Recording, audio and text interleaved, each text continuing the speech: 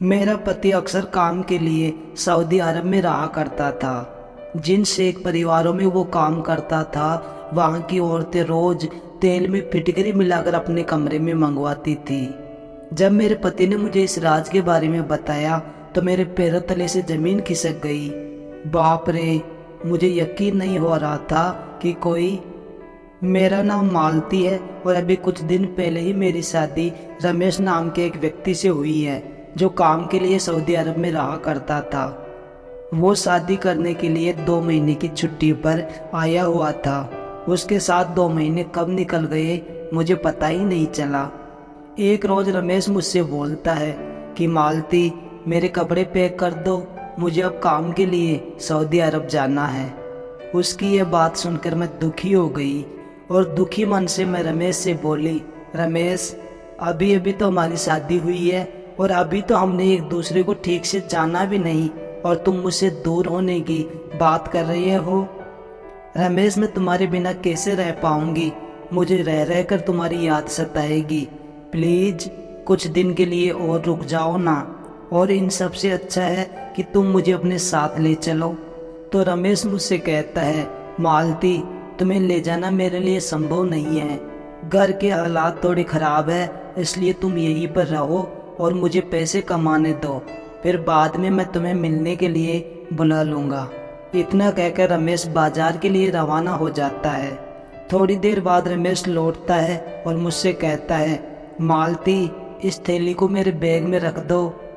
मैं उस थैली को लेकर बैग में रखने के लिए जाती हूँ तो मैं देखती हूँ कि उस थैली के अंदर तो बहुत सारी फिटकरी है। मैंने एकाएक रमेश से बोला कि रमेश, तुम इतनी सारी फिटकरी का करोगे क्या? तुम्हें ये फिटकरी वहाँ पे नहीं मिलती है क्या? तब रमेश बोलता है, हाँ, मुझे फिटकरी वहाँ पर नहीं मिलती। इस फिटकरी की बहुत ज़्यादा कीमत मिलती है मुझे वहाँ पर। अरबी औरतें फिटकरी के लिए तड़पती है। रमेश की ये बातें सुनकर मैं चौंक गई और जिज्ञासावश मैंने रमेश से पूछा, भला इस फिटकरी का औरतों से क्या संबंध है? तब रमेश मुझसे बोलता है कि मुझे नहीं पता। अगले दिन रमेश मुझे अलविदा कहकर सऊदी अरब के लिए निकल जाता है। रमेश के जाने के बाद मुझे रमेश की बहुत ज़्यादा याद सताने लग गई। रात को अक्सर मुझे रमेश सपनों में दिखाई देता था। मैं बहुत ज़्यादा उदास रहने लग गई।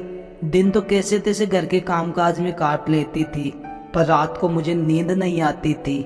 मैं मन ही मन में रमेश से शिकायतें कर रही थी कि भला कोई नई नवेली दुल्हन को ऐसे कौन छोड़ कर जाता है। हफ्ते में कभी कभार मेरी रमेश से फ़ोन पर बात हो जाया करती थी। जब मैं फ़ोन पर रमेश से बात करती थी तो रमेश भी मुझे बोलता था कि मालती, मुझे तुम्हारी बहुत ही याद आती है, पर क्या करें, हमारी परिस्थितियाँ हमारे अनुकूल नहीं है। मैं रमेश से कहती हूँ, रमेश, अभी तो हमने एक दूसरे को ठीक से जाना भी नहीं और तुम मुझे छोड़कर परदेश चले गए। मुझे तुम्हारी बहुत ही याद आती है। जितना भी हो सके तुम मुझे अपने पास बुला लो ना। रमेश मुझसे बोलता है, मालती, तुम परेशान मत हो, तुम्हारे यहाँ आने का मैं कैसे भी करके प्रबंध करता हूँ। इतना कहकर रमेश ने फ़ोन काट दिया। थोड़े दिन दुख भोगने के बाद आखिरकार मेरे लिए वो खुशी भरा दिन आ ही गया। मैं बहुत ज़्यादा खुश हो रही थी क्योंकि रमेश ने मुझे अपने पास जो बुलाया था। रमेश ने मुझे फ़ोन पर सब कुछ बता दिया था, मेरा टिकट करवा दिया था। मैं रमेश के बताए अनुसार मैंने सभी कागजी कार्रवाई पूरी की और विदेश जाने के लिए रवाना हो गई। मैं बहुत ज़्यादा खुश हो रही थी कि आज बहुत दिनों के बाद मैं रमेश से मिलूंगी। पर मुझे रमेश की एक बात बहुत ज़्यादा परेशान व चौंका रही थी कि रमेश ने मुझसे कहा था कि तुम यहाँ आओ तब 10-15 किलो फिटकरी साथ में लेकर आना। मैं बार बार सोच रही थी कि रमेश इतनी सारी फिटकरी का करेंगे क्या? आखिरकार ये सब मांजरा क्या है? वहाँ मैं रमेश से इस विषय में बात जरूर करूँगी। कैसे भी करके इस फिटकरी का राज पता जरूर करूँगी। खैर, मैं पहली बार प्लेन में सफ़र कर रही थी। प्लेन में बैठे बैठे खिड़की से आसमान की तरफ देख रही थी। मुझे ये आसमान जितना धरती से ऊंचा दिखाई देता था, उतनी ऊंचाई पर प्लेन में बैठने के बाद भी मुझे उतना ही ऊंचा दिखाई दे रहा था। बहुत ही प्यारा सफर था मेरा। आसमानों और बादलों को निहारते निहारते मुझे पता ही नहीं चला कब सऊदी अरब आ गया। एयरपोर्ट पर मुझे रमेश लेने आ गया। रमेश मुझे देखकर बहुत खुश हुआ। जैसे ही वो मुझसे मिला तुरंत उसने कहा, जो फिटकरी मैंने तुमसे मंगवाई है लाओ वो मुझे दे दो।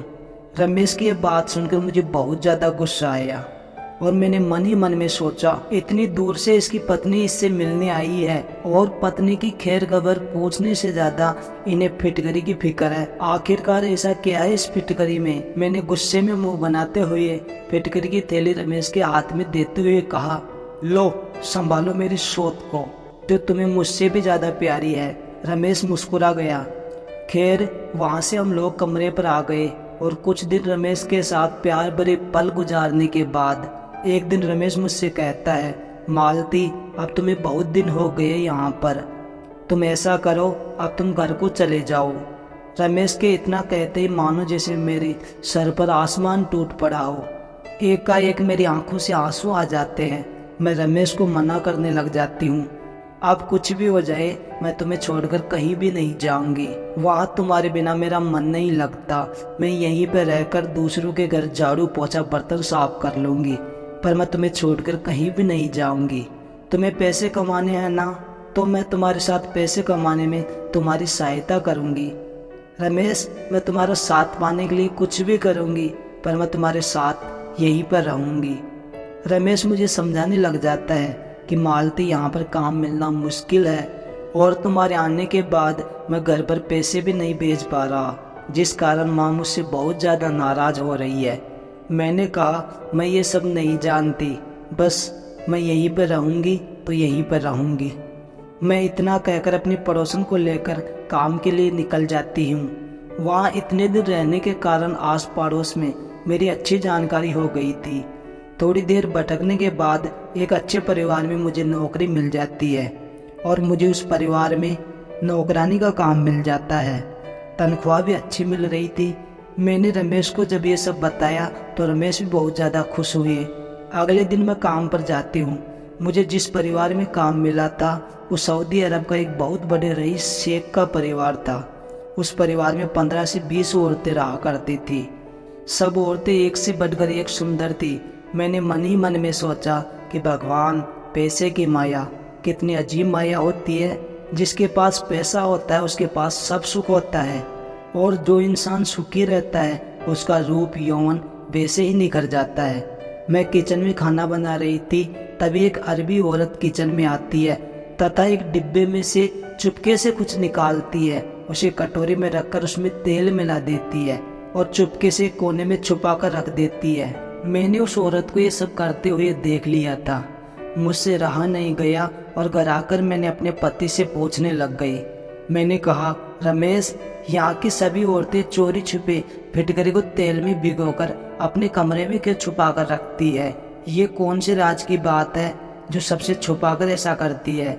रमेश मुस्कुराते हुए मुझसे कहता है, यह एक राज की बात है, इसलिए वो सबसे छुपा कर ऐसा करती है।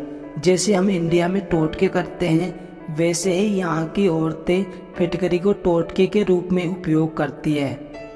यहाँ की औरतें फिटकरी के लिए मरती है, इसलिए मैं वहाँ से फिटकरी मंगवाता हूँ और यहाँ पर अच्छे पैसों में उस फिटकरी को बेचता हूँ। यहाँ की औरतें खास किस्म का तेल तैयार करती है, फिर उस तेल में फिटकरी को पीस कर डालती है और जब प्रेगनेंसी टाइम आता है तो उस भीगी हुई फिटकरी को अपने पेट व नाभि पर लगाती है। माना जाता है ऐसा करने से एक सुंदर और तंदुरुस्त बच्चा पैदा होता है। रमेश की ये बातें सुनकर मैं चौंक जाती हूँ और मैं रमेश से कहती हूँ, मैं तो सोच रही थी कि अंधविश्वास हमारे इंडिया में है, पर यहाँ भी अंधविश्वास की कमी नहीं है। अगर कहानी अच्छी लगी तो प्लीज़ चैनल को सब्सक्राइब कर दीजिए। धन्यवाद।